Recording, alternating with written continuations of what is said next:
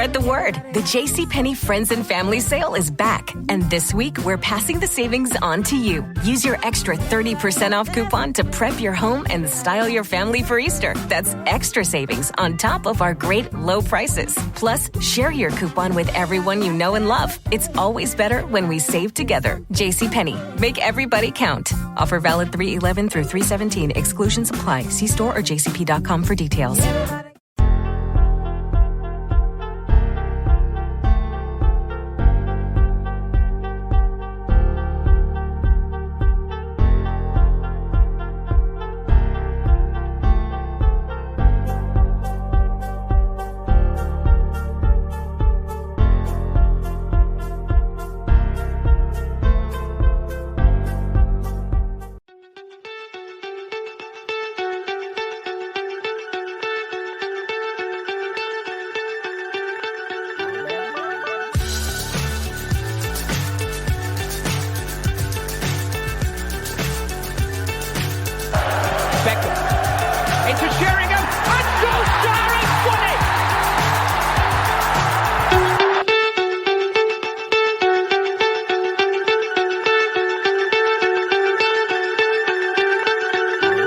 I can't believe it. Football, bloody hell.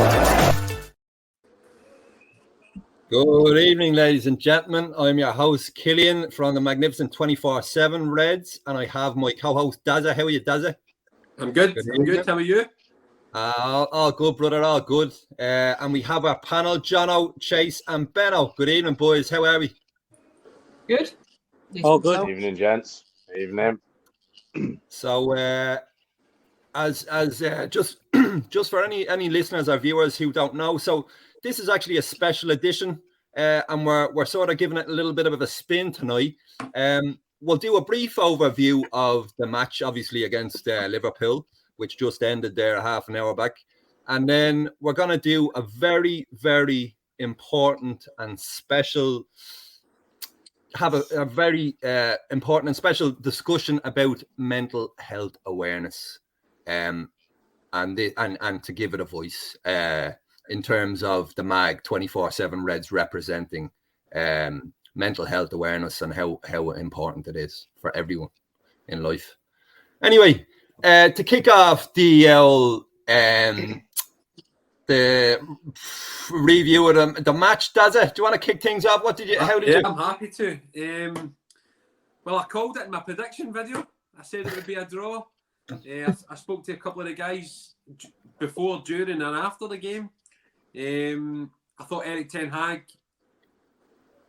got his tactics right. I think rope-a-dope Muhammad Ali, away from home, take what they've got. When they run out of steam, try and hit them on the break. We could have nicked it. You could argue we should have nicked it. But yeah, I think a draw. The whole world, including 90% of our fan base, had us getting pegged in this game. So, yeah. Get it right up you. Right up you. Eric Ten Hag in. Always. Good man. Jono, what do you reckon? Very, very much similar to Dazza there. I had it as a draw as well. I thought 2-2. I thought there was going to be a few goals in it. But you can't go... We know where we are as a club at the moment. We're not playing good football. And as bad as it is to say Liverpool are in a total race, and I don't think we can go playing football at the moment with Liverpool, but again, match their style of play. So we've just got to get a result at the moment, and that's what we did. We arguably could have won near the end. Shocking decision on that, red card to do, which I'm sure we'll get to into a sec. But yeah, we got the result. I thought I put 2-2, but that was a positive 2-2 and a draw. So I'm happy with a 0-0. And yeah. Well said, Jono. Benno, thoughts? Yeah, I mean, I think everyone knows my thoughts and feelings the past couple of weeks of where I saw it going. And, sadly, that's what the club did to me. I was expecting nothing more than a dicking, if I'm being brutally honest. I think, it's not, Dazza and Jono have kind of sort of hit the nail on the head a little bit there, where we can't be going as much as we want to do. We ain't good enough to be going toe to toe yet, to be quite honest with you. I think, there was encouraging points. I think you have to, without Bruno in the team, I mentioned this about, I think it might have been last week, possibly the week before, we did show more position, kind of tactical kind of discipline. Without that, we did look a far more organised unit. Yes, I'm not going to try and be too negative. But at the end of the day, when was the last time, even if you think back the last 30 years or whatever, when was the last time we went to Anfield and played well? Even the games we won, I guarantee you there were games that we didn't deserve to win. So, yeah, do you know what? It's a point. It's a clean sheet. Hopefully this might just give us a little bit moving forwards. But you don't know with this team. As I said last week, they're bipolar. So next week could be something different. So this is going to sound really weird. This is going to sound really weird. I'm so glad we've drawn a game because we're either winning them or losing them. And I just realised, that's our first when you talk up at the end of the season, that could be a very, very important point. At the end of the season, that could be a very important point. I hope you're right. So what happens if Liverpool don't win the title by 1 point? We'll take that. Let's not worry about that kind of shit right now. I'm not worried about him. I'm worried about us. I'm just worried about us. Must be a full moon out there. Benno's throwing a bit of positivity into his review there. It's surprising stuff. Realistic, I think I'm there at the minute. So I'm only buzzing. We are where we are. Yeah, it's fair. It's a fair statement. Chaser, what were your thoughts? Well, I didn't know whether to crawl out the grave or if I'm actually dead after Benno's comments. For fuck's sake. Wow, I'm surprised at that one. But we move on. Which bit, mate? If you want to start now, let's start. What are you surprised at?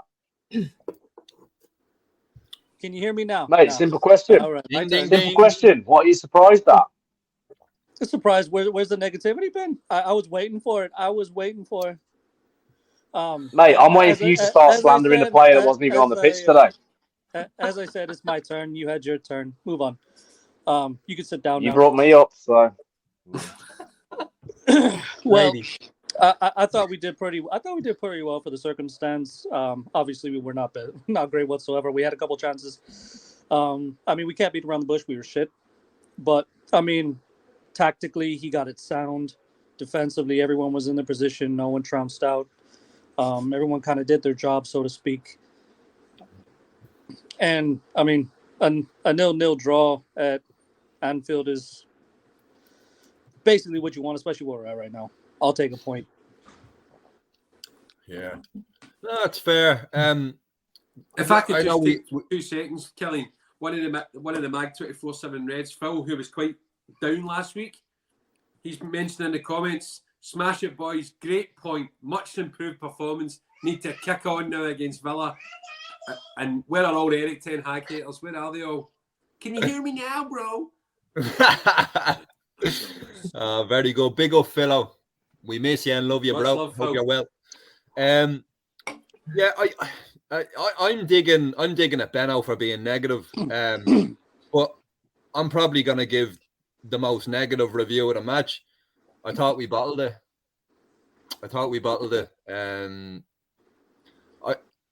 Liverpool were awful, and we played for a draw. And I don't agree with playing for a draw. I'd rather get pumped 3-4, 5-0 than play for a draw. I don't like playing for draws. We used to play for draws under Van Gaal and fucking other managers. Nah, not good for point, me. Killing. Yeah, no. Here, listen. No, what I predicted 2-2. Would I have taken a draw? Snap your hand off, of course. But just in the circumstances that we were in today, I just felt they were there for the taking, but with that said, we're just not good enough. Yeah, we're just not good enough regardless. Can I come in with a comment on what you just said there, Killian? Yeah. You say that, but I think if say we went toe to toe with Liverpool today, I admit we'd probably have got beaten heavily, And Ten Hag, as much as I wouldn't say it, and we spoke about this earlier in our private chat, he wouldn't be in a job tomorrow morning. If we got beat like 5 or 6-0 today because we tried to go at Liverpool, Ten Hag wouldn't be in a job. I think he'd got slaughtered. I don't think he's getting sacked. Even if we had got pumped today, I don't believe that. But here, listen, that's fine. You guys are entitled to that, and I do disagree. But I'm just disappointed because when you're watching the game there, you see there's an opportunity. You see there's an opportunity there. As Daz alluded to there earlier when we were doing the watch along, like one of his mates said that Liverpool, he was a Liverpool fan, said that Liverpool have been rubbish all season, but they've been grinding out wins. And I sort of agree with that. Not that I've been watching any Pool games. I don't watch any fucking Pool games, but still. But anyway, Benno, you had your hand up there. Yeah, I just wanted to, one thing I was meant to kind of mention before, I think one thing that I was probably quite, impressed isn't probably the wrong thing, but I've been quite critical the past couple of weeks when we're talking about styles and stuff like that. Now, I'm a firm believer of if your plan A isn't going to work, if you can't go and play to your strengths, you make sure you don't lose the game. And that's probably the big positive for me from that today. It's not the going to Anfield and getting a draw, but we made sure we gave ourselves a chance, which is a lot more than what we have been doing. Yes, that's not the ideal solution or scenario to be in, but by being organised, by being disciplined, by getting stuck in out a little bit, it gave us that little bit of a chance. Yes, it wasn't a big chance, but we did it. And that to me that's a big positive. Not necessarily about the result, but just for the squad. Because they've gone to one of the toughest places to go. They've gone to one of the toughest grounds in the Premier League, and they've made sure they didn't get beat. And as Dazza and Jono have said, some difference when it comes to the end of the season. Yeah, no, that is fair. That is fair, and it is something to build on as well. So I think that's a big positive to see what we saw today was they went there and played as a team. They all went there, played their positions. No one got out, and no one did without what they needed to do. They all did their jobs, and they all worked together, which I would take as a positive going forward. We saw it today. One of the hardest places to play, especially for us, to even get a point or a draw or a win. Mostly, I mean, the last 2 times we've gone there, it's been 4-0 and 7-0. We've got trampled, fucked. And today we went and got the draw, and I thought we did well for the circumstance of where we're at as a club, where we're at as a squad. They all just put on a performance the best they could, did their jobs, and got out there with a point. And that's all we can ask right now. All I'm going to say is to all the people in the listeners, and quite a few in the listeners, some of these are friendly faces. We Banksy's in the listeners, and Shiloh, and Andre and stuff. You've just seen Chase agree with Benno. That is fucking unbelievable. Yeah, hang on. Right, what's the date? What's the time? 17th of the 12th. Right, that is going up on the wall. That's going up on the wall. That has to go up on the wall because that's a. I'll tell you now, ladies and gentlemen. That right there is a historic moment. But I guarantee you won't see it fucking again. The two of you can fucking sit down together, boys. Now, just to finish off, just in terms of the football before we get to the nitty gritty of the other subject, who was your best player in the field, boys? Are we agreeing on Mr. Northern Ireland? Johnny Evans, big man Evans. Johnny Evans for me. Johnny Evans. Yeah. I have to say, closely followed by Raphael Varane. I thought Yeah. They were both solid. I thought Mainu had a good game as well. Yeah. Oh, yeah. Again, That ball to Garnacho. Garnacho should have finished that, bro. But that was... if he had a few finished decent tackles as well. It was a goal made in the academy, bro. It would have been goal, but... Yeah, here. Listen. I'm sorry, but I'm fucking sick to fucking death of the officials in this Premier League, because I'm going to throw you 2 scenarios up here, right? So Dillo showed dissent. I don't care whether it was the right decision or wrong. He showed dissent. Fine, fair enough. Now, that was a result of bad refereeing. But what's really wound me up, I said this to you boys earlier, Darwin Núñez throws an elbow in first half, then starts giving it all, gets nothing. Again, I'll go back to what I've said weeks and weeks. I'm sick to fucking death of this consistency. And if that had led to a goal, I'd have been speechless. I'd have been absolutely speechless. It's fucking criminal. And I'm sick to death. This isn't just Man United players here. This is footballers. I'm sick to fucking death of players and teams getting penalised and punished for having an opinion, for showing a bit of passion, which we've all been. The referee cannot do his job. I'm sick to fucking death of it. Yeah, that's all I I want agree to say. wholeheartedly. That red card's an absolute disgrace. To be fair, it's just the same shit, different fucking day, boys, in terms of officiating against. Maybe we should start doing clubs. ref watch. Maybe we should start doing ref watch. Do a segment Honestly, on bro. each ref. That's what we do on Let's Talk Sport, my other podcast. We've got a ref who I might try and see if we can get on Mag to talk through some of the decisions that we've had this season. He'd have a fucking tough time with that today. Jesus Christ. I'm going to put you on my phone as Mr. Podcast, John. You are Mr. Podcast. He's doing the dirt on us. No, only buzzing, bro. Do we have anything to finish off with before we delve into? Yeah, I've got one thing I just want to say, and I'm sure I speak on behalf of every member, anyone that's listening, watching. Thoughts and prayers go out to Tom Lockyer and all his friends and family at Luton Town Football Club. I just want to say a big sort of statement on that one from us all, because that is more important, as we're going to get into shortly, more important than any result, any performance, any stat, whatever you want to say. And I think it's really key that we and what scary moments it was. And so thoughts and prayers with them. Yeah. Before we move on, just to say, Big TC's in the comments. There he is. Hey, good result. Big up TC. There he is. Love you, TC. When you coming on? There he is. There he is, my English crumpet. How are we? We know what he replies to that one, but we can't say it on air. No, here. So that's the footy done. But the real reason tonight, this is a special one, all right, and very close to a good few of our hearts here.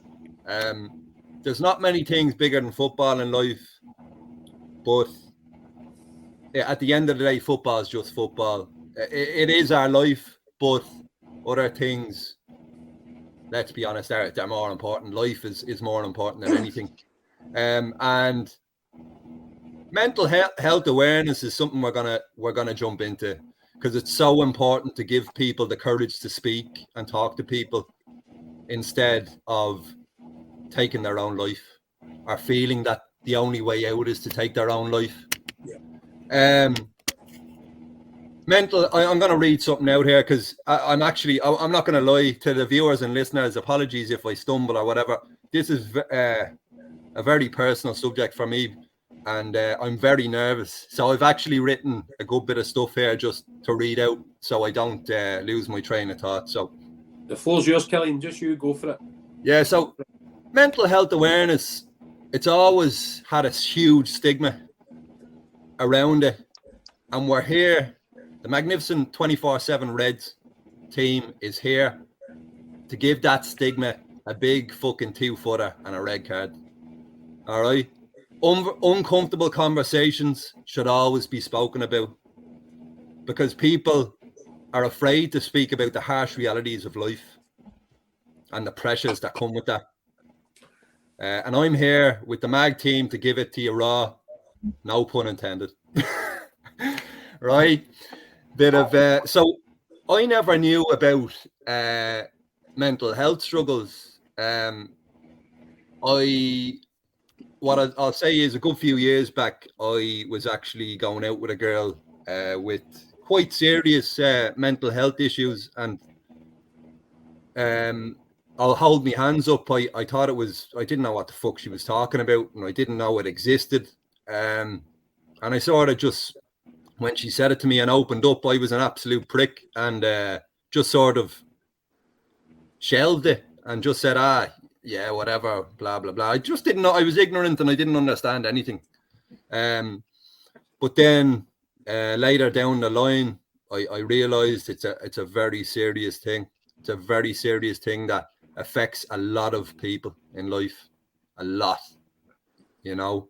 I never knew about mental health struggles or the fact that I myself have been living with the depression all my life. I only found this out this year by a counsellor. That absolutely took the wind out of my sails. I just couldn't understand it. I'm also an alcoholic, in which alcohol has been my life crutch. Well,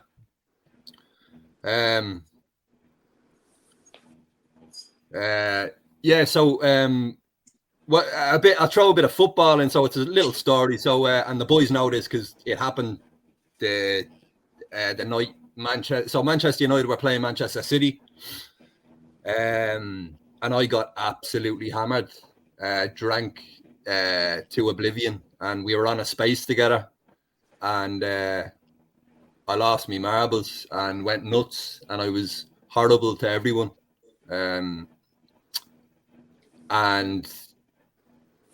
after that, was horrible to my wife, verbally abused her, and then proceeded to put my arm through the door in anger because United got beat by City in the FA Cup final. So that was the last day I drank alcohol. And I suppose the reason I drank alcohol was to deal with my depression, to get away from the pain, I suppose. Mental health runs in my family. My grandmother killed herself. Was pre-planned overdose. She rang me at the weekend. She killed herself. You're doing well, Kelly. Yeah, like so my grandmother, just to fill the viewer and the listener in, I had a mad upbringing, very rough upbringing, and father wasn't in the story, and that my grandmother was his mother, so she was out of my life for a good part of my life and came back in, just out of the blue, and she was obviously going through stuff that I didn't know about, and I found when she found me and we talked, I found her to be a bit overwhelming. I just couldn't really deal with it all. It was just a bit too much too soon. And the weekend she rang me and said, "Can I see you?" And I had something planned, and I didn't see her. You know, and that weekend she killed herself. So yeah, there's I take antidepressants. I've been taking them ever since I gave up the alcohol, because just to try and balance myself out and feel normal. Yeah, so that's a couple of things that just wanted to share. But I'm sharing these heartfelt stories and raw, dark stories, because I want the listener and the viewer to not be afraid to share their dark secrets or their dark thoughts. When I gave up the alcohol and knowing I couldn't drink anymore and knowing I was too broken to drink because of who I am and whatever mental health issues I have, that really killed me and made me embarrassed and feel broken. And then when I heard when the counsellor told me I had depression all my life, that absolutely killed me. And I was going through a very rough time. And a culmination of things happened. I think it was 3-4 months back. Benno and Chase know about this because we're on a fitness group together. And they know the day that I contemplated killing myself. When you feel you're too broken for the world and things are going against you, and you don't feel like you can do anything about it. I was the person, I would always be the person when I heard about someone killing themselves via suicide, I'd be the first person to say that selfish prick leaving his children and kids or whoever. I'd always be the first one to say that. But now I know how it feels. And how it feels is when you have suicidal thoughts in your head rolling around, it pushes everything out of your brain and it forces itself into your mind. You don't have control of your mind. And all that revolves around, keeps rolling around in your brain is that you're not good enough. You're too broken for the world. And you'd be better off out of the world because you'd be doing everyone else a favor, because all you do is bring heartache and hurt and whatever it may be to the loved ones around you. But thankfully, that day, and with the support of Benno and Chase, and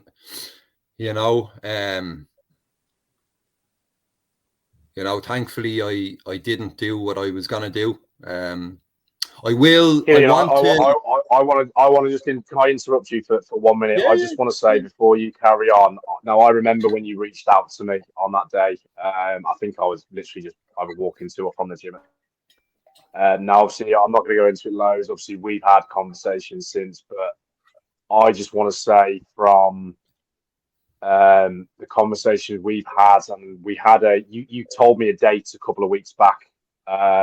Almost like an anniversary kind of date and stuff like that. Now, I just want to say on behalf of myself, and I mean, I remember getting quite emotional telling you this before, but I just want to say how proud I am for overcoming your demons and whatever what has gone on and stuff like that. I just want to say how proud I am to know you and know what you've overcome. And I think you have shown yourself, me, other people, but most importantly, yourself, where you can go and what you can do to come out on the other side of it. And I'm sorry for you to say this now. So I really want you to take what I'm saying now on board and remember that every single day you wake up. Okay, be proud of who you are. You have your flaws, you have your pros, you have your cons, like we all do. But be proud of what you've done, especially in the last 6 to 9 months that I've really got close to you. So give yourself a pat on the back. I'm sure Chase will wholeheartedly agree as well. Yeah, 100% agree with that. I just 100%. want to say, over these months, me, you, and Benno have gotten, we're like brothers, and we know we know everything about each other. And I just want to say how Not everything, baby. it depends on what type of night. I do want to say though that I love you. Love you, bro. Big TC's in the comments. He stands with you 100%. We all know TC. And just before I sort of I love TC, bro. I when do. You coming on TC? Yeah, TC, we need to have you on soon. But just before I finish up with my little bit, so I just want to say a massive shout out to Samaritans. I was in work at the time. I walked to the 4th floor. Sat down on the bench, contemplating jumping off. And for whatever fucking reason in my head, I think it was the counsellor that jammed it in my brain or whatever that Samaritans was a place. So I rang Samaritans and this fella answered, and he literally talked me off the fucking ledge. You know, so Samaritans, if you're this is to all the listeners and viewers, if you need to talk to anyone, ring Samaritans. They're amazing. They saved me life. I wouldn't be here. So that's that. I'm going to finish with that myself. And the floor is obviously free to anyone else that wants to speak about their experiences or anything. I'll just come in. We'll put that in the comments as well. We'll put any appropriate links. We'll put in the comments to this video as well. I'm happy to step in. I'll keep mine kind of brief, and I'll give a bit of context and stuff. One of my cousins is in the listeners, so she knows what I'm about to talk about.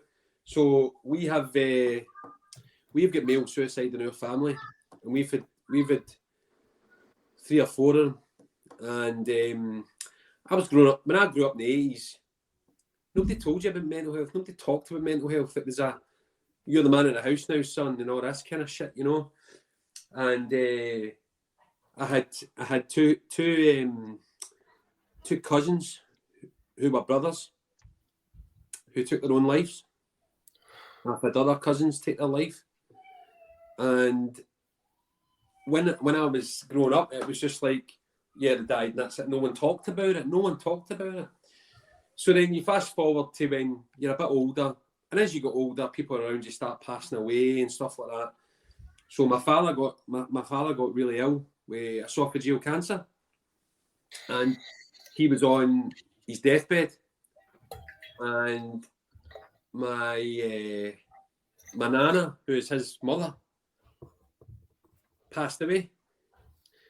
So we're at her funeral, and as we're carrying her out the chapel, all the phones go, and my father's now passed away in the same week. And I think it's at that point, and I was going out with a girl at the time, that relationship destroyed, and I just felt as though when I look back at it, my world was just crumbling. Everything was just crumbling. And I think what happened next was 3 or 4 years of just fucking monumental arseholeness, self-destruction, doing things you shouldn't be doing, hanging about with people you shouldn't be hanging about with, drinking too much, partying too much, getting involved with other women who were just fucking lunatics themselves. And it was just a recipe for disaster. And I didn't realise that I was probably dealing with some serious shit. And I think what happened was I kind of self-medicated the whole way through. But there's no doubt now that, like, I've definitely got scars from it. 100% I've got scars from it. So much so that, you know, with my own 2 wee girls now, I'm very conscious of what they hear, what they see. I'm very protective over them. I'm always telling them, you've got to tell me. Anything that's wrong, you've got to tell me. Because I don't want... We need to break the cycle as a community. We need to break the cycle of specifically male suicide and the stigma about talking about mental health. The girls do it a lot better than me do. And like, you know, like everyone's wrote underneath their names, never give up. Tough times don't last, but tough people do. That is so true. But, you know, losing my dad and losing my nana in the same week was brutal. And I've got 2 younger brothers. And, yeah, man, it was grim. And I just, at that point, it was just like, you know, I've just got to man up here. I didn't kind of break down properly. Probably took me a year to properly break down. But by that point, I was already fucking causing chaos, man. So yeah, it was a shit time. I made some really shitty decisions, made some really bad financial decisions. Thankfully, over time, you start realising with the help of your family. My mother, Jesus Christ, that woman's an absolute rock.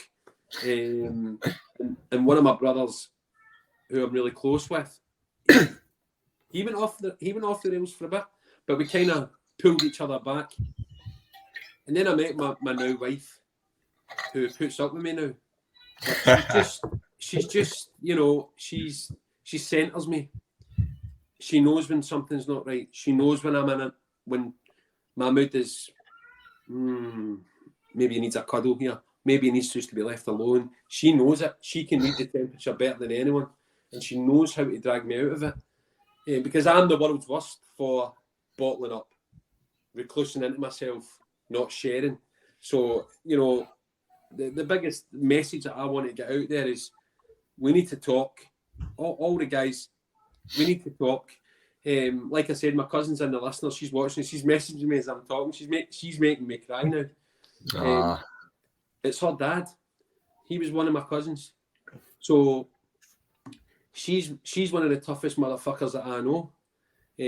She spoke out about male suicide long before I heard anyone else talking about it. So yeah, they live on. They never, as long as you keep thinking about them, you just keep fucking trucking. But we need to start talking more. We need to start talking more. We need to get the message out that we need to start talking more. And you know, like Benno's wrote in his thing, tough times are shit, right? But they don't last. You can't commit. I mean, Killian, you're a walking example. A walking example. And you should be, everything Benno said is absolutely on the money. Well, so are you, Dazza. I get my inspiration from people like you, bro. And like we've spoke privately about journeys that we're both on together. And you know, I'm just so happy to be surrounded by a good group of guys. Hopefully we'll be getting some women in the group as well shortly. But you know, the overriding message needs to be, it's okay not to be okay. Speak to someone. And to any of the listeners, if you feel like shit and you think you can't speak to anyone, drop us a DM. Any one of us. Yeah. All of our DMs are open. Door is always open. Always. Yeah. There's a very dark, there's a very dark but true message. And the message is, I'd rather you speak to me than me speak about you at your funeral. Absolutely, man. It's dark, but it's fucking true. So I'll just please, sign off, right? I thought I was going to be able to go into more, but I can't. I'm struggling a wee bit, and I don't want to kind of stumble. I maybe compose myself back. You're doing amazing, Daz. You're doing amazing, brother. The only thing I would end on is like, and it is a bit of cliche, and I hate cliche shit, but it is always darkest before the dawn, right? It always is. And it's just about kicking on. Just remember, when it's really dark, there is a light somewhere. You just need to reach out for it. But yeah, my dad was my hero. He was my absolute idol. He still is. I think I own 4 photographs of him. That's it. He never got to see his grandchildren, of which he's got 6 now. He never got to see any of them. But yeah, they live He's on. Up there. He's up there, bro. Absolutely. He's proud of you, bro. Yeah. We all are proud of you. So proud of you, man. You're amazing. He wouldn't like all this shit. You're like, what the fuck is that? But yeah, I mean, like I said, the biggest thing for me is we've got it in our family. We've had far too many of them in our family. And the biggest problem our family had is no one talked about it. It was like, that happened. Let's not talk about it. Yeah. And we were kind of shielded from it. And that's the wrong thing to do. We know it's the wrong thing to do. We need to talk about it. But I'm happy to hand over to someone else if anyone. Yeah. And just before we hand over, so I don't know the viewers and listeners. So myself and Chase grew beautiful moustaches over the course of November. Dazza currently has a petition to get Killian's back. Yeah. It won't be coming back until next year. No, but myself and Chase, so I do this annually, but myself and Chase grew the elm moustaches for November, which is called Movember. And if anyone doesn't know what Movember represents, it's basically mental health awareness for men primarily. And as we know, the biggest killers in men, apart from those two specific cancers, prostate and testicular, is suicide. So just wanted to put that out there. So it just proves that there's this bullshit sort of machismo bullshit that macho man, I can't speak, I'm fucking hard as nails. Fuck that. Throw that shit out the window, bro. Yeah. Keeping things bottled up is a method for disaster, because you're either gonna do two things. You're either gonna blow up and do something nuts, or we'll be going to your fucking funeral. TC's commented, Killing, he lost his dad 6 days before his first daughter was born and buried him 3 days after. Yeah. Fuck me, TC. I mean, that would scar anyone. That kind of shit, man, that is an emotional roller coaster, because you're as high as a kite and as low as a snake. It's unbelievable. Unbelievable. Yeah. But it just, for anyone who knows TC, absolute amazing human being. It's everyone in here, absolute honor to know TC. Fucking absolute legend, and we hope to have him on at some stage during the course of the season. All love TC. My lovely English crumpet. We know the response. He's put it in the chat. Love you, TC, and thank you so much for sharing that that private personal information, bro. All love. Thank you. Jono, do you want to? I think sorry, just quickly before we go to Jono, just before we go to you, Matt, I just want to say as well, I think hats off to, we got a Nicky in the comments as well, who has told us that he was half an hour away from throwing myself in front of a train about 8 years ago. I'm now 7 years sober. Today, weird if I've ever been. It's definitely doable. Nicky, if you're still listening, big hats off. Amazing. Hats off. Salute you there. Thank you so much for sharing that. Thank you so much. And if you need us, Nicky, drop us a line. Anytime. Yeah. Sorry, John. Yeah, all good. 100% agree with everything that's been said. Massive respect for both of you speaking up as well, and people in the comments. A few years ago, I've only had the one partner, and I had a really bad breakup about four and a half years ago now, and I've not had another partner since. It was such a bad breakup. But I started drinking, and obviously this wasn't myself. I just wouldn't stop messing up. It happened because of long distance, and I going to uni and all that, and I was quite persistent, I think, at the time. I wanted to fix it, and I wouldn't stop messaging her, and so all of that happened at the same time. But in the same month, which also I don't think helped, my Uncle Neville, bless his soul, passed away. The same month, and also my brother's missus, she was in hospital at the time.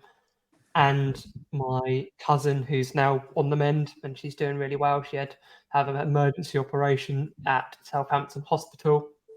And this all happened within a week of each other. So I was really not in a good way, and I wasn't taking it very well. I started drinking. I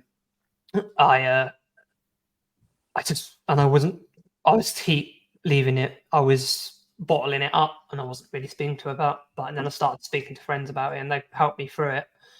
But yeah, just a massive respect to everyone for speaking up, and it's really important. And yeah. Thank you so much for sharing that, Jono. You're so brave. Sharing that, I'm really, really honoured. Thank you for sharing that, bro. See, before we move on, Jono, that was beautiful. Honestly. My cousin Sophie, who's in the listeners, is messaging me tonight. So when my cousin took his life, his father died on the night of his funeral. So it's just, these things are just, it's just bonkers. It's just, the whole thing's just bonkers. And we just need to start chatting. We need to start talking. That's it. Definitely. 100%. The floor's free for anyone. You want to go, Benno, or? Yeah, I'll go.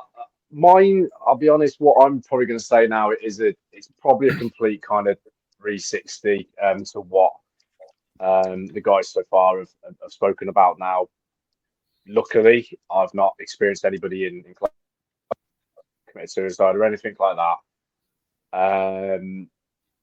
But I am gonna, if it sounds daft, I am gonna be talking about me here and kind of experiences that I've been through, and how I've kind of overcome them and achieved them to where I am today, which isn't exactly where I want to be, but what ways of doing so and ways of coping. Now, one thing, almost like a bit of a disclaimer statement that I just want to are so quick to judge when it comes to anything involving mental health or anything like that. What could be a big thing to me could mean nothing to you. What could be a big thing to you might be. So you never judge someone. I'm going to say something here about something that really, really affected me and it really flipped me. Everybody listening, like, I would not be surprised if a few people even giggle or have a bit of a laugh, and that's fine. I won't be like that. But it just goes to prove what something that's close to you or that affects you can do. Now, it's a weird one. I sort of noticed changes, effects, not effects, but when I was 18 years old, so I was, those that know me know I used to play quite a high level of cricket. I was trialling with, 17, 18, I was trialling with first class counties. I was doing really well with Northamptonshire, looking at obviously going for like a pro contract. When I was 18 years old, and I always have, this is a weird one. I don't like talking about this, but I always try and explain myself a bit. My knee went. Okay. Now, when I say my knee went, to the point of my knee had completely given up on me, and I was going into a swimming pool at the time. I ended up having to have emergency surgery within a couple of days. 3 months later, required more surgery. A year after that, required more surgery.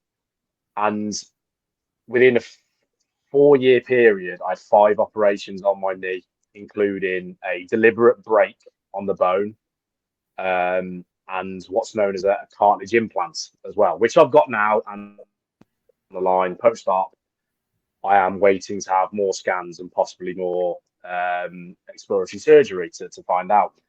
Now, I had this, and this is where I'm going to kick on here. So I was never told no when it comes to basically where I was trying to go with my trials.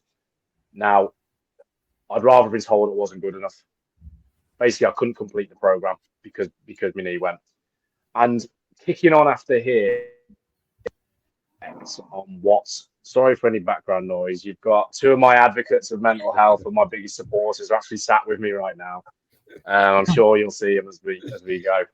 And my dreams growing up, because my old man was one of my biggest inspos. And Ralph, will you pack it in? And I wanted to go in the military. I wanted to go in the military. That was what I wanted to do. I wanted to go and travel all around and basically do what he'd done. And due to my medical history, I was advised on going away to uni, getting a commission, and then I could getting a degree. Sorry, then I could look at going down a commissioner's route down the line. Unfortunately, I then had to require more extensive surgery on my knee, going from there to the point where I managed to get a meeting, and they basically said, unfortunately, where you are with 3 wheels, we won't. If you had an injury during it, we'd look after all your healthcare, but we won't take you on. You won't get through the medical side of things. Okay, fine. Pissed off, whatever. I thought there's other options, so I went down the firefighter route. Passed all my initial. We had to do an initial kind of base training as such to make sure you could do so much. Pass 99% of the medical, and luckily physically I was all okay. Turns out I was colourblind. So that was another thing that got told. And basically, I'd rather be told I wasn't fit enough. Come back in 6 months, try again. And you'll see where I'm going with this in a minute. So I do apologise if I am going around a bit. It was something I couldn't control. It was something. I was going, right, I'll look at the police. Again, red flag. Colour blindness, stuff like that. I'm thinking, fuck me, like, what am I going to do? I've grown up playing sport, working in the fitness industry and doing this and that. And I'm thinking to myself, fuck me, what am I going to do here? Like, everything I've wanted to do. I didn't know where I was. I was 25 years old. Didn't know what I was going to do. So I ended up, I went back and obviously was working in the gyms again and stuff like that. And then obviously you make it. I ended up working doing something I basically didn't really want to do. I ended up working in sales. So doing all that anyway, blah, blah, blah, blah, blah. Things happen, and you get further down the line and you start telling yourself like, shit, I'm approaching 30, and I'm thinking, and it just, I became very, very, and this is my kind of my way over this. I became very regimented and routine with what I was kind of putting myself through. And one of my biggest alarm bells, I forgot to actually say this, actually, my biggest bugbear during the whole time, over that 5-6 year period, during all the surgery and the rehab, I've probably spent best part of 36 months in total on crutches. One of my biggest things I felt like I was moaning, I was complaining about life. Life wasn't fair because I couldn't do what I wanted to do. And I walked into university one day on my crutches, and I look at the table, and there's a lad there who I've become quite good friends with over the course. He's got no legs. And I'm, fuck me, I'm moaning about a bit of fucking bandaging and a few scars. There's a guy here with no legs. Turns out this guy, I think he's got an MBE now. He is a Paralympic silver medalist. He won a silver at Beijing. And he was a world record holder of the 100-meter sprints in a wheelchair. And that was a big motivation for me, because I'm thinking, fuck me, if I'm complaining about this, he's got no fuck doing it. He's proper done this. So I ended up basically, I went on and all that, blah, blah, blah. And it's just, unfortunately, things happen, with relationships and life and stuff like that. And you start to see a little bit of light as where you're going. Now, for the past, I'm 33 years old now, and for the past 10 years, I've got arthritis and osteoporosis. I went and saw a specialist last week. I'm awaiting further options, shall we say, moving forward like that. But I've been putting up with pain basically for the past 10 years. Which is understandable, but the big thing I think for me is, and this is what I really want people to pay attention to now. I don't need them to care about my story or anything like that. Is find something that gives you an escape break, gives you a release or something like that. Now, Killian and Chase would know from me. So as we've mentioned before, me and them have a fitness group, and I've kind of taken the alpha role, as we kind of say with that. But we've all been motivated in each other one by one, and it's a real close network of doing that. And the gym, health, whatever, is a big thing for me. Now, me and Killian had a massive argument a few weeks back because he told me to get a grip. Right. Whilst I was on the other end of the phone, I was crying my eyes out.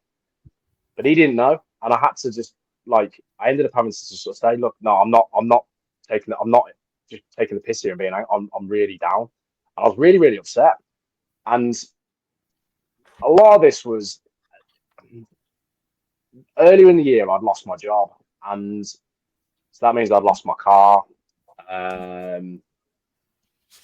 Thinking, fuck, I got a mortgage to pay for. I got this, I got that, and I spent best part of. It was annoying because I lost my job 1 week, and I had a new job within 4 days. But because of DBS checks and stuff, I had to wait another 6 weeks before I could start.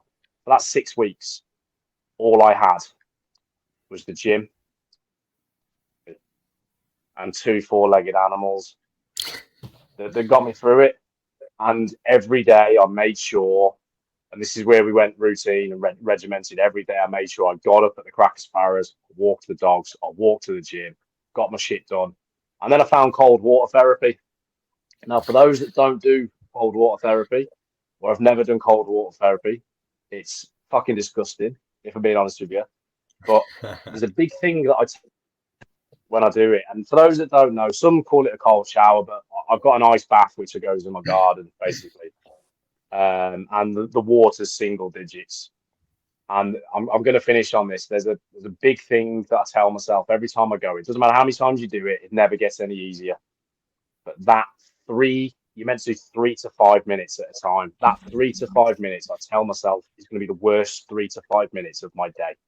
Nothing is going to be any, and especially some of the first things that touch the cold water are the things that hang down below. It's fucking disgusting. Now, you get a sudden rush once you've done that, a sense of accomplishment, a sense of achievement. And that's a big thing that I want to give for people to work for, is set yourself something to do daily. It doesn't matter how big or how small it is. And fun for me to judge, because for those that don't know, I actually work in the mental health industry as well. So it's very difficult when you're going into work, and I'm gonna put it bluntly here, dealing with other people's shit and your own. It's very, very difficult. And whilst, like I say, there's no such thing as other people's shit, sometimes you have to just say it as it comes, and sometimes there's no escape. And this is what anybody listening, anyone that sees this, give yourself something every single day that you have to do. It could be half an hour reading a book. It could be 5 minutes going in an ice bath, whatever. Set yourself something, give yourself a sense of purpose and accomplishment each and every single day, and it will make you feel a lot better. Now, I'm still going through a lot of shit right now.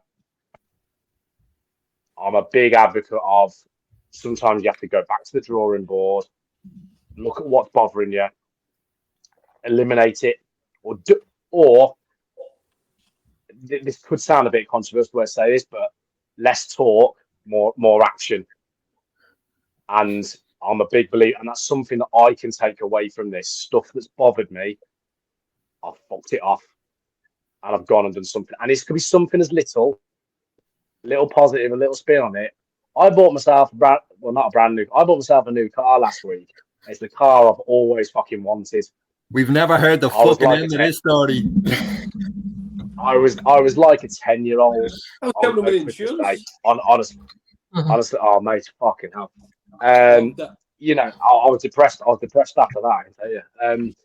You know, and I think that for me has lifted, again, to some that would mean absolutely nothing, but to me, a sense of pride. I've not had a car since March, and I've not been able to do certain things. To the car, you were so happy. Soon you went to see it, and you took a picture, you sent me a text message. You were so happy. So me and Chase, we never heard the fucking end of it. But on a serious note, me and Chase having a conversation, a one-to-one conversation, we were saying we're so fucking happy for Benno, because it was just, he was going through such a rut, and he just couldn't see himself getting out of the rut, and we were just so happy he was out the other side and things were happening and working for him. We're so happy for him. He was like a kid at Christmas, and we felt so proud of him. He was like our little. He was like our little man that just grew up like for about a second. So fucking Christmas Day. I love the message. You know, as I say to some, and a lot of it's all stems around my knee. it's mad, and that's what I think. I'm pretty much laughing at it myself, and I expect others to do as well. You can And chase it all back. It's weird. It's because I would love to just know what trajectory things would have gone on if they hadn't done that. But I want to say to anybody that wants to talk health, fitness, a regimented at all, please feel free. Drop me a DM if you want to drop, even if you haven't got me or whatever, drop the MAGA thing and they can forward it on to me or whatever like that. Anybody wants to talk about how, if there's one thing I'm fucking good at, it's motivating people and it's motivating myself. And that's a big He thing. even went viral on YouTube. Is she still running? I know this is it's a complete flip of what the, but I want people to understand that it doesn't matter how big or small the problem is. If it's a problem for you, it's a problem, and you need help, and you need, ways of addressing things. So reach out, talk. As I say, I get a buzz off motivating people. It motivates me to do it. So if anybody wants anything at all, reach out. I put a message in our private chat, and I've been wanting to go to the gym properly, and I've been trying to find excuses like work and all that. So I'd love to speak to you and see what have a conversation. Yeah, mate. We'll chat. We'll chat. There's stuff. There's stuff. I'll be honest, I've not said, and I'll be honest, I don't want to say it. I've been on medication before. But you're the one person that can make a change. You the listener, you are the person that can make a change. So I plead for you to do it. Reach out, talk to anybody. Sometimes it's best to talk to a stranger than it is to a friend, because friends often judge you. Yeah. Friends are very quick to judge, even family members as well. I never talk to my parents because I know my mom will give me an arm around the shoulder. I don't want an arm around the shoulder. I want. Yeah. I've told you and Chase some stuff I haven't told fucking anyone else. Where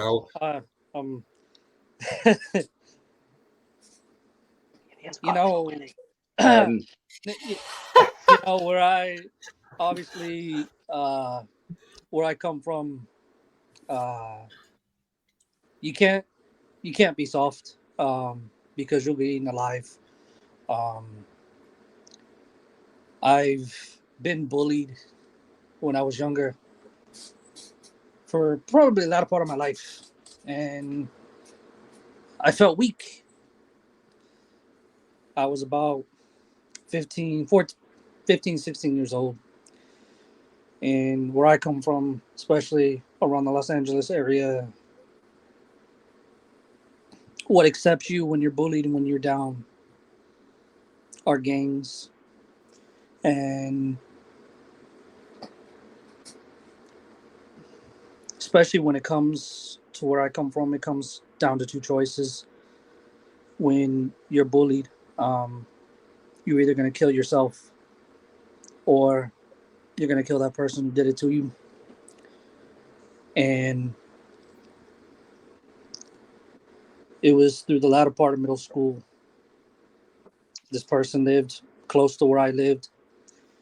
I took it, got punched in the face, nose, all that shit. And I took it. And it was till the point I got to high school. And I was tired of taking it. I still felt weak, hard, cold-hearted, didn't have a heart. And I was tired of it. So I started hanging out with the wrong group of people. And I ended up joining a gang because I needed respect. Felt like I had to have respect. And in that type of situation,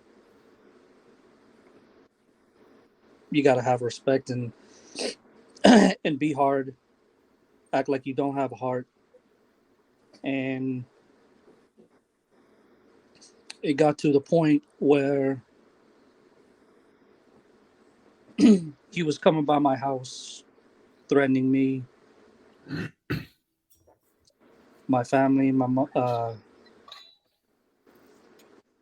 doing all this sort of crazy shit. And so I felt one night, I got to do something about this. So I got together with the group I was with, and they said, "Are you ready? You ready to put work in and handle your business?" I said, "Yeah." So we were drinking and got to about midnight. And he said, "Let's go." I said, "Okay." Put a 45 in my hand, loaded, ready to go. So we drove around the block. He's sitting out there. I get out, walk down the street, can see it plain as day. And all of a sudden, I take the gun out of my pocket, clock it back. Didn't think about it for a couple seconds as I take a few more steps, just thinking about what's going to happen next. And all of a sudden, something hits me. And I look up. And I drop to my knees. And I look at the gun. And I dropped it. And I put my hands up. And that was the first time I felt something. That was the first time I felt something hit me. Felt something more. And I just started crying. And I look back now. If I didn't think, I wouldn't be here with anybody. I'd be in a prison cell. Nobody would know who I am.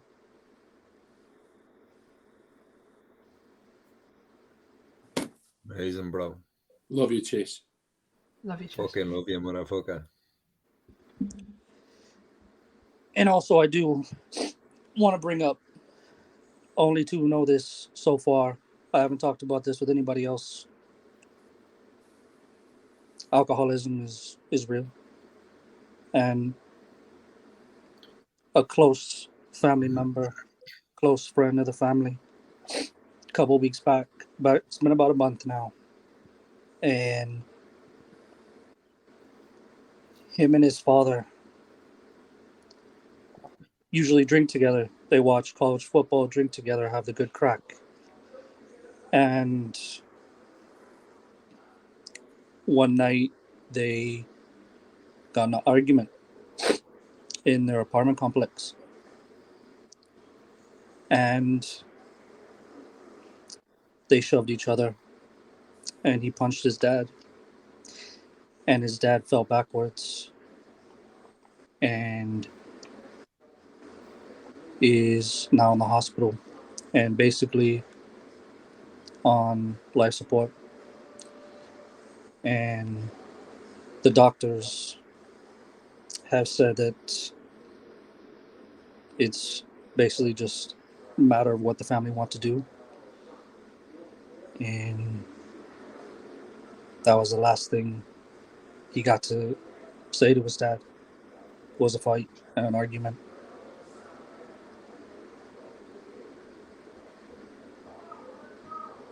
Yeah. Thank you so much for sharing, Chase. Honestly. It's big cajones, man. Yeah. Much love to you, brother. Much love. Love you, bro. Love you, bro. Thank you so much for sharing that. Yeah. We knew this was gonna be raw tonight. Don't mean to be too down in the dumps about it all, but it's important to share these raw, real, honest hardship stories, because it's for the viewer and the listener to understand that it's more important to talk than it is to bottle it inside and be shameful about it, because everyone struggles in life. I have this saying, but it's fairly negative, but life is a fucking tough motherfucker. The easiest fucking part of life is fucking dying. It's the easiest part. Life is really fucking tough, but you're never alone. Never, ever alone.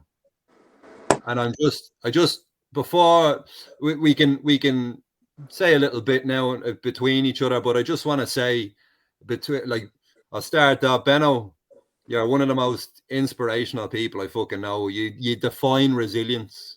You're the definition of resilience. I look up to you so fucking much. You're an amazing human being.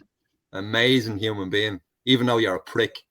You're a prick. Hey, Chase, you're a bigger prick. But I love you. I love you the most out of fucking everyone. I love you so much, bro. We talk. Now, Benno, don't get jealous now. No, but we're on this journey together, the three of us, and it's just fucking beautiful. And I feel so lucky, so fucking lucky to have you guys in my life and to share it with. Jono, you're an amazing human being as well. It's just such a pleasure to be friends with you. And Daz, I don't need to fucking talk about you, bro. We're just brothers. We're just brothers from a different mother, bro. But yeah, no, I really hope this podcast has helped people. Fuck the stigma. Shove it in the fucking bin. I never want to hear the fucking word stigma again. Men need to fucking talk, and women, of course. And thank you to all the women in the world that support men, because we'd be fucked without women. Women are the superheroes of the world. Never forget that. But yeah, thanks for listening, guys. Do you want to anything else we have? I actually have a message from another person, but sorry, Chase, you go ahead. You go, Chase. I think for me, especially bullying, if you see someone getting pushed, someone getting roused, don't be a part of the fucking problem. Don't take your phone out and fucking video. Be a part of the solution. Help. Because you're not just helping someone, you're helping someone else. You're helping everybody in that situation. You're helping from someone not only killing themselves, but you are helping someone from killing someone else. Yeah, 100%. I would just like to say one more thing. My dad was very much a man's man, right? But he used to always say things to me when I was growing up. We lived apart, so it was always on the phone. So, like, for instance, Christmas Day, 9:30, I'm going to be in a cunt of a mood because I don't get my phone call at 9:30, and it's been like that since 2005. My wife knows that. So, I will be down in the dumps for 10 minutes. Then I'll give myself a shake. The kids will not let me be down in the dumps. But anyway, but he used to have ways of saying things to me, like he would put things in, like almost like wee cliches, wee soliloquies to make me understand things. And I got upset at school one day about a teacher being a prick to me. And he couldn't really say much because he get expelled for hitting his teacher. So there was different days then though. And what he said to me, and do you know what sticks with me now? He said, "Do you know what it is, Darren? There's a million people out there, son, that would love to kick you in the balls, right?" He said, don't be one of them. Don't kick yourself in the balls. If you want a ball kicking, just step outside the door. Do you know what I mean? And it resonates. It stuck with me for 35 years, 30 years. It stuck with me. I used to think there was a million people that kick me in the balls. But as I get older, and my kids are now starting school and all this kind of stuff, I get it. I get what he was saying all those years ago. I get it. A million people would want to put you down. Just believe in yourself and speak. And if whatever you put out there, somebody doesn't want to take it, that's on them. And if we could all sit here and share things we would never share with anyone, let alone you two, you can do it. Because we each and every one of us here all know each other well. We all love each other. we said these things to each other.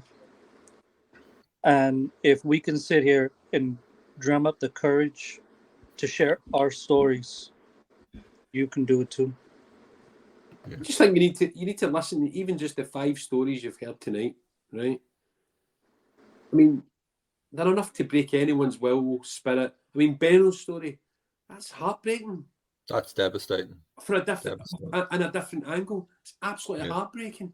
You're ready to go, you're ready to make it, and then it's taken away, and then you move on to something else. It's the constant, and I just think, what balls you've got, Benno, man. Huge. Man. Fucking like that, man. Remember my motivational video on Friday? Just remember that video. I meant every word of it. Just remember, balls out. Balls out. Always check your balls, by the way. Yeah, that's another podcast. I think like in a non-sexual way. I think something I just want to kind of finish on from my side of things. I think that the key points to kind of remember here and take away from this, you've had 5 people speaking tonight and everybody said something completely different. Now, a lot of people have certain their personality or whatever like that, and if you have a doubt, just ask the question. Because one of the most important questions, and I think it's the most popular question as well in the UK right now, is how are you? Or are you okay? You see people do it online. Oh, I haven't heard from Thingy in a while. Has anybody spoken to him? Is he okay? Reach out, because that can mean more than anything in their world right now. And that's a big thing I think I want people to make sure that they do here. Check on your mates, check on your family, check on those around you. But as well, and the final thing for me on this one is in the midst of doing all that, because while some people find it's easier to check on other people and look after them, I've said check on your mates, check on your family. The most important one is check on yourself. Check on you. Because no one else, because if you don't, there's no guarantee anybody else will. Okay, check on you, be strong, and you know, you've seen what we've said, you've seen what people in the comments have said, we've read out. Anything's possible if you put your mindset to it. So I empower everyone to do that. But yeah, for me personally, thank you. I feel like I was just waffling because I feel like it means fuck all to some of you. No. But that's me. So, no, bro. No, it's I just appreciate you guys and anybody that's tuned in and taking the time to listen in. So, but yeah, check on yourself, guys. Okay, check on yourself. Legend. I'm just gonna. So a mate of mine sent me in a message. So I'm just gonna read it out if you don't mind. Cool. So let's see.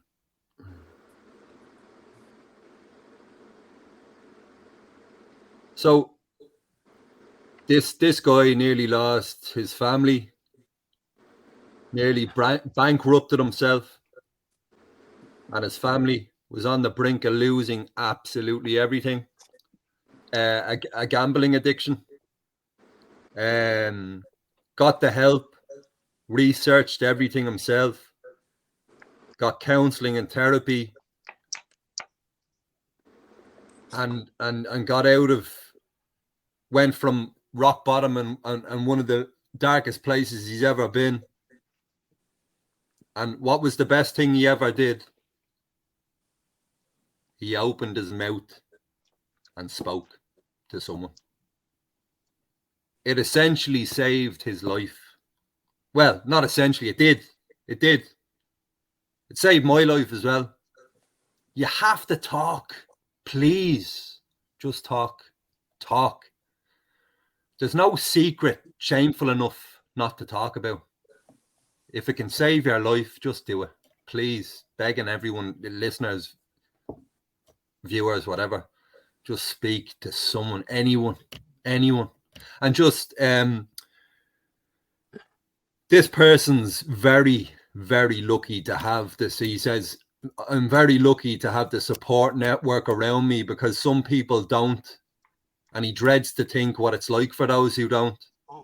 Because as we know, very easy. It's a very slippery slope and very easy to get consumed by it all. To that person, if they're in the listeners or not, thank you so much for sharing. It's an absolute honor, mate. All love. And just I just want to speak just on the in terms of alcoholism. Just obviously, I keep telling you, I'm an alcoholic. Last day I drank was that derby, the FA Cup final. I'm nearly 200 days. I go to AA meetings every week. If you're an alcoholic or you think you're an alcoholic or you have a problem with alcohol, go to fucking AA meetings. Honestly, it's therapy. You meet your tribe there. Everyone, you resonate with everyone. It's a little family. There's no shame. You can tell anything you want. I've told everyone in my AA meetings everything I've just said tonight. Well, most of it. And it's essential for me every week to go to them. I love it. Every time I leave an AA meeting, I feel like lighter on my feet. I just feel proud of myself and fucking rightly so. You know, yeah, the decisions you make in life shape your life, either negatively or positively. Just make sure you make the fucking positive change if you need to. I hit rock bottom. I was given an ultimatum by my other half. I was about to lose everything. And that was my rock bottom. But for others, it's a different thing, whatever it may be. But yeah, I just wanted to say to all those people who maybe think they have an alcohol problem or a drug problem, because I had everything problem back in the day. But there's nothing to be shameful for. Just go to the AA meetings, do them, and it'll become part of your life.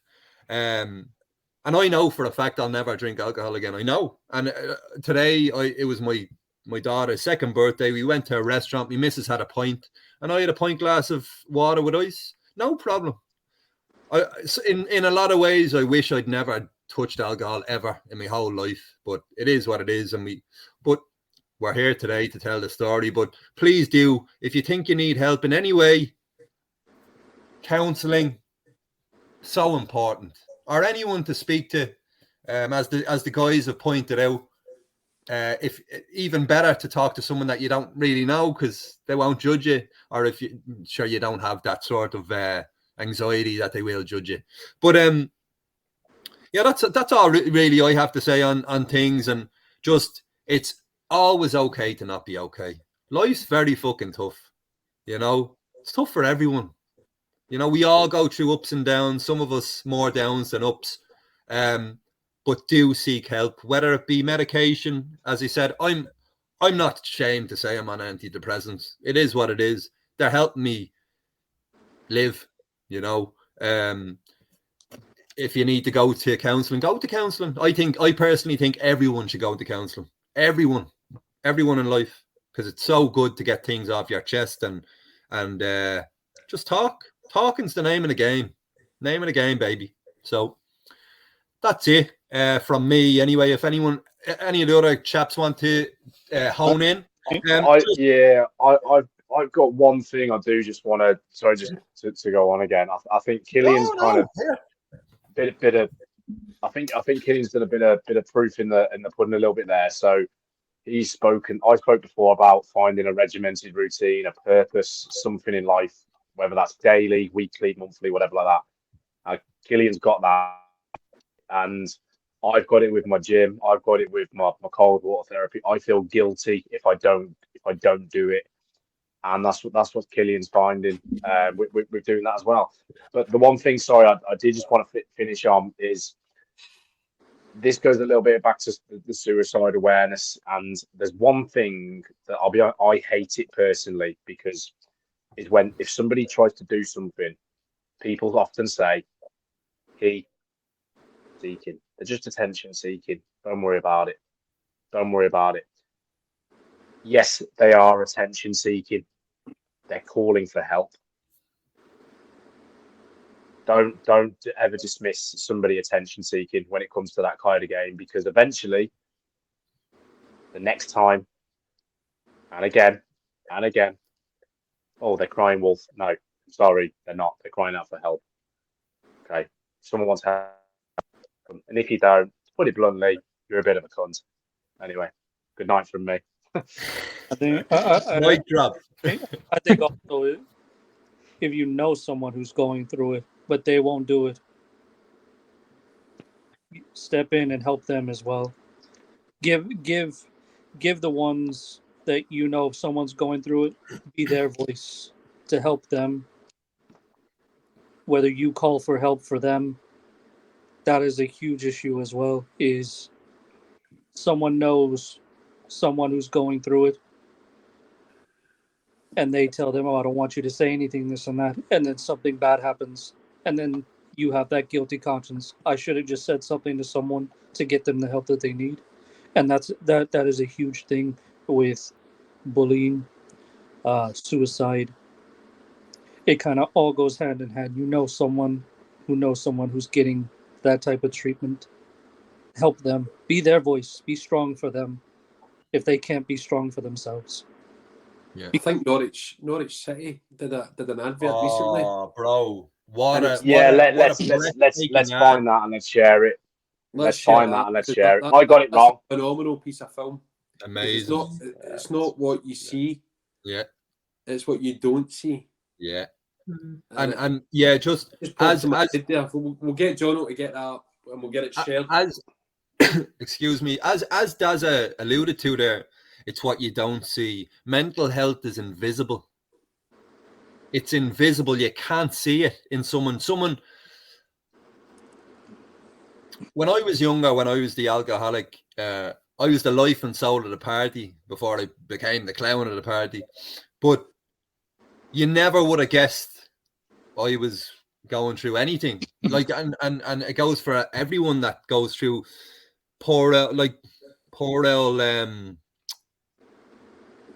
Robin Williams. There's so many that the lead singer of Linkin Park. You know, you can't see this sort of Matthew Perry. Chester Bennington. There you go. Matthew Perry, God rest him. You know, these serious shit. But just always talk to people. Reach out. If you think someone's going through it, please don't even fucking say, I'll text them tomorrow. Just fucking text them then and there. Because you never know. You never know. Yeah.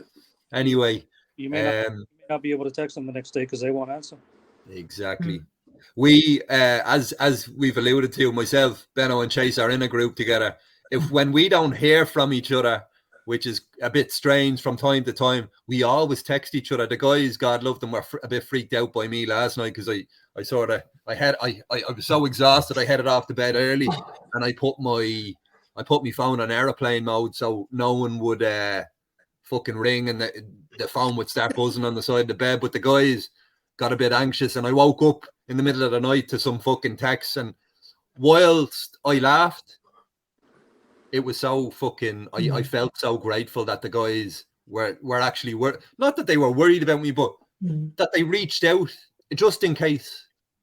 But at least they did, because you just never know. And obviously last night in that circumstance was nothing to worry about, but it could have been, you know. So it just goes to show how important it is. Always talk to your mates, your family, everyone. What I'm more pissed off about is I didn't get my fucking bedtime story. Fuck's sake.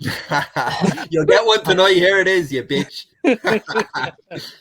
Love you, bitch. Reading Charles Dickens, Brad. I echo what you said there, Killian, because I won't go directly into details, but I had something similar this week, and it turns out he's all right because I had a message from someone else saying he's all right. But one of my co-hosts from one of my other podcasts didn't turn up for the show and no one heard from him for like 2 or 3 days. So everyone on the team was obviously worried about him. And a couple of hours before this show, I got a call saying he's just been all right. He's just been busy thank God. with life. But Yeah, And I was a bit worried, just like it was out of the routine, if character. you know what I mean. Yeah. Yeah. No, thank God he's all right. But you did the right thing trying to contact him. This has actually hit me really like a thunderbolt. Me and Phil started talking because of someone who tried to commit suicide. Me and Phil know each other because someone online tried to commit suicide. And that's how we got together and started talking. And that person, I obviously not going to name, but when we're over in Manchester, everyone knows when we're going to be over, I'm not going to mention it, but yeah, my idea and what I want to do is bring that fella out and bring him to dinner and on us and treat him and whatever. But it's just funny how me and Phil started our convos. But yeah, that's how life's mad. But anyone else before what do you reckon will we wrap things up? Any last words? I just want to add, is that your side bitch podcast, John? Yeah. Yeah. It is, yeah. Are we going to talk about it? I was for life, baby, for life. yeah, Jono. One thing I was going to say is, we've had a few people live. If anyone does want to speak up and put stuff in the comments, me or Killian or Benno will read through the comments on YouTube and reply to any comments that people send us. Same on Twitter. So our DMs are all open as well. Always put on Twitter. We read everything. See anything you send to the mag, we read it all. We read it all. Yeah. Whether it be Man United related or just life related, we read it all. Yeah. I'm going to give it to, if no one else, does anyone, just before we finish, does anyone have anything else to add? No. Right, that was, I fucking love that. I'm hungry. I hope we do one, something similar or something along the lines of something like that in the future. And we will, 100%. We'll try and get guests on. But yeah, so there's a film called Wonder, and there's a quote in it, and it says, "Be kind. If you can be anything, be kind, because everyone is going through something that you don't know about." You can see someone walking through the street and you smile at them and they don't smile back, and you think to yourself, what a prick, or how rude. But deep inside, that person that didn't smile, they're fucking dying inside. I mean, you just don't know it. Or that miserable dickhead that gave you abuse on a train, or I don't know, in a restaurant they were being mean to you, or horrible, terrible customer service. I don't know. You wouldn't know. You don't know what that other person's going through. Now, I'm not condoning people being a dick, but my point is everyone is going through something in life. So just be kind. Don't be a cunt. We're all cunts, but try to be kind, because, as we always say, life's fucking tough. One quote I was given and I always live by Albert Einstein. Try not to be a person or a man of success, but rather be a person and a man of value. Yeah. And I want to end it on something as well, like going back to a football side of things, like a few players, not notably Lingard in the last year, who's supposed to play for United, has come out. There's a lot of fans who, and I'm not this way myself, will abuse players online for a bad performance. Just think they are real humans as well, and you don't, as we've said, we don't know what's going on in their lives behind the football. So it's just important to think about that as well. I thought I'd add that in there. Yeah, and just to touch upon what you just alluded to, so it was Gary Speed's anniversary the other a few weeks back there. God rest him, and best wishes to always, and prayers and thoughts to his family, and that goes for anyone who's lost a loved one due to mental health or anything, you know. But here, listen, I think we'll finish it up, and that was a beautiful podcast. I hope we've gotten through to some people. If you were listening or viewing, and if you could, I'm not going to lie here. I don't give a fuck about clicks and likes for this particular one, but please share it, because it could save one fucking life. I don't care about clicks, views, likes about this. This is a message that we all need to get out. You could save a life. Now, with that, good night and God bless. Magnificent 24/7 Reds. Love yous. Thanks so much for tuning in. Good night and God Have bless. a good Christmas. If we don't see you. Yeah, and happy Christmas. Okay.